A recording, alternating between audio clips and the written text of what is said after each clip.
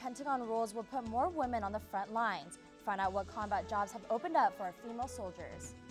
And the battle for birth control continues to cause controversy today. President Obama makes concessions. Will they satisfy religious groups? Prop 8 has been overturned, but what does that really mean for gay couples? We'll tell you about why this fight is still raging.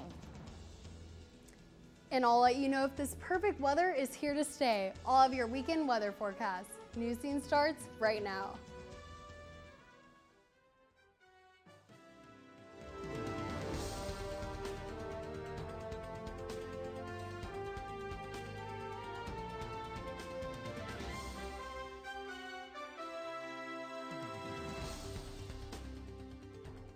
Hello and welcome to this edition of Newscene. I'm Phoebe O. And I'm Ashley Custer. Thank you for joining us. Tonight we have breaking news to tell you about. One woman is dead after jumping off a bridge on Balboa Avenue. Only one lane of the southbound 805 freeway is open at this time.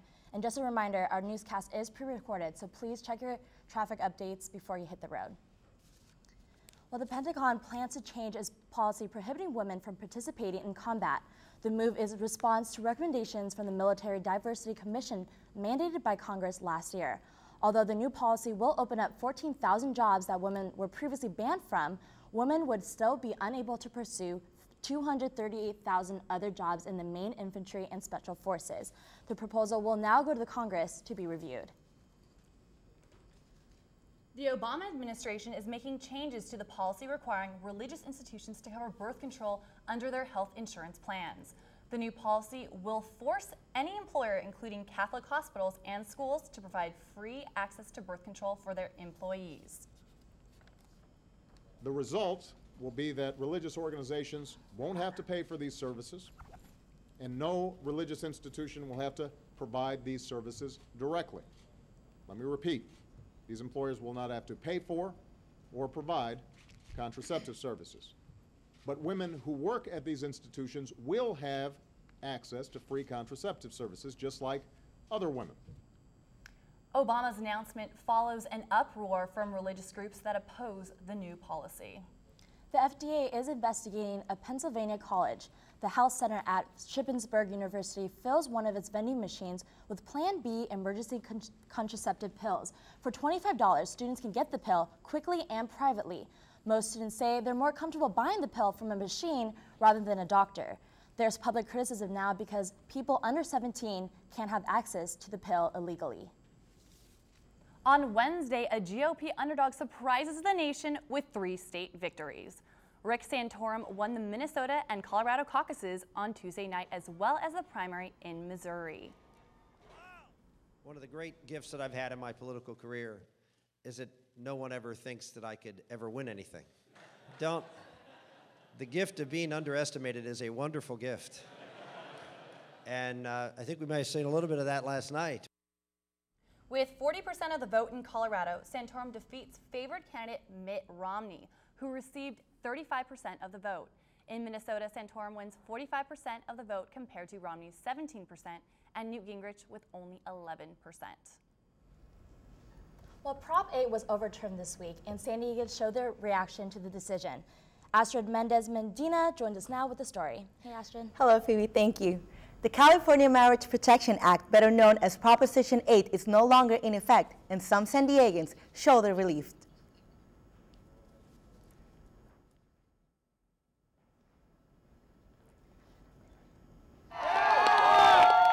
Rainy weather didn't stop members and supporters of the lesbian, gay, bi, and transgender community from taking to the streets of Hillcrest to celebrate the ruling in favor of same-sex marriages in California. Flag signs and smiles were all part of this historical moment. We actually left class early because we just got so excited about it. It's really good news for the community. On Tuesday, the 9th U.S. Circuit Court of Appeals ruled that Proposition 8 was unconstitutional since it lessens the status and human dignity of gay couples. Prop 8 was approved by voters in 2008 with 52% of the vote. However, with this ruling, same-sex marriages are again legal in this state. Opponents plan to submit an appeal to the U.S. Supreme Court. Legal experts consider it not plausible because the ruling only applies to California's borders. And just to let you know, only 9 states in the U.S. have approved gay marriages so far. All right, well, this is a great milestone for same-sex couples. It is. Thank you. Gay and lesbian couples in Washington state will be able to tie the knot starting in June. Lawmakers there voted to approve same-sex marriage on Wednesday. The governor supports the bill and is expected to sign it into law next week. Washington will become the 7th state in our country to allow same-sex marriages. Opponents of gay marriage say they will fight the law with a ballot measure similar to California's Prop 8. The bill passed with bipartisan support. We are learning more about the child sex abuse scandal at Miramonte Elementary School in South Los Angeles. 3 teachers are accused of sexually abusing students. The school has replaced all staff members in an effort to rebuild the trust of students and parents. A 10-year-old girl who says she was sexually abused is staying strong as she describes what happened almost every day. The details she reveals makes her attorney break down. Mr. Burns, he called my teacher and said if he could borrow some students, and my teacher knew that it was going to be the table I was sitting in because he would always pick that table, and I went there and then he gave me a cookie. I worked tirelessly to help these kids, and I honestly didn't want to hear this. I didn't want to hear this. And when I heard it today, it confirmed my worst suspicion. The teacher should have been protecting her from Mr. Byrne, and she helped him do it. Attorney Brian Claypool represents 5 alleged victims. An unexpected twist in the case of a missing Washington mother. 29-year-old Josh Powell allegedly set his own house on fire, killing himself and his 2 young sons, 7-year-old Charlie and 5-year-old Braden. It happened after a social worker dropped the boys off for a supervised visit. This is the panicked 911 call from the social worker as she witnessed the explosion. The kids were 1 step ahead of me. They're 5 and 7. They were 1 step ahead of me, and he slammed the door in my face. And you think he might have done this intentionally? Yes. Powell has been trying to regain custody of his sons. He was a lead suspect in his wife, Susan Powell's 2009 disappearance. A funeral will be held for the 2 boys tomorrow in Washington. After the break, we have the story of a young Iranian girl's incredible journey to freedom. And San Diego Padre Fan Fest is this Saturday. Find out what cool events the Pods have planned for your kids.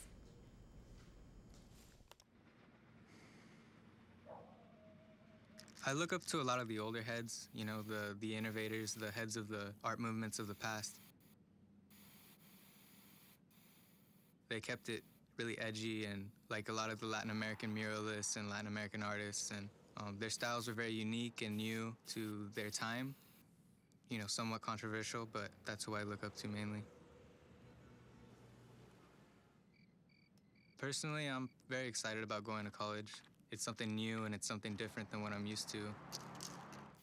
I'm definitely going to be a little out of my element, but that's what makes it so exciting, is that, you know, it's something fresh.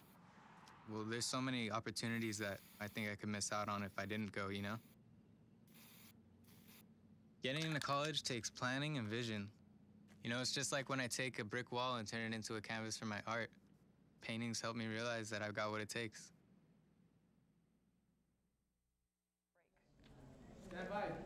Violence continues in Syria for the 6th day. Hundreds of people have been killed, and Syrian activists are pleading for help. According to the Syrians, the government has been constantly shelling the city of Homs and shooting machine guns at protesters. Opposition groups say the violence follows their call for President Bashar al-Assad to step down. More than 300 people are dead. But the president denies attacking civilians and claims Syrian forces are targeting armed gangs. Syrians are desperately asking for help, and they say the country is running out of food and medical supplies to save lives of those hurt in the uprising. Here in the United States, we often take for granted our right to choose religion. The Baha'i faith in Iran has been subject to prosecution since the 20th century. Newscene's Kayla Gomes tells us the story of one San Diegan who escaped here for religious freedom. Isuda calls San Diego home, but her life began in a place very different than California. That place was Tehran, Iran, In 1987, her father, a well-known brain surgeon, organized a dangerous trip for the family out of the country. He was running from religious persecution. They were looking for him because somebody had given away that he was a Baha'i, and during the Iran and Iraq war, that was unacceptable. During the war, over 200 Baha'is were executed, causing many to flee, mostly in secret. I sat down with Aisuda, who shared her family's story of escape to religious freedom as if it happened yesterday. We went down some stairs, I know for sure, because I can hear the steps. And then I saw a bunch of flashlights.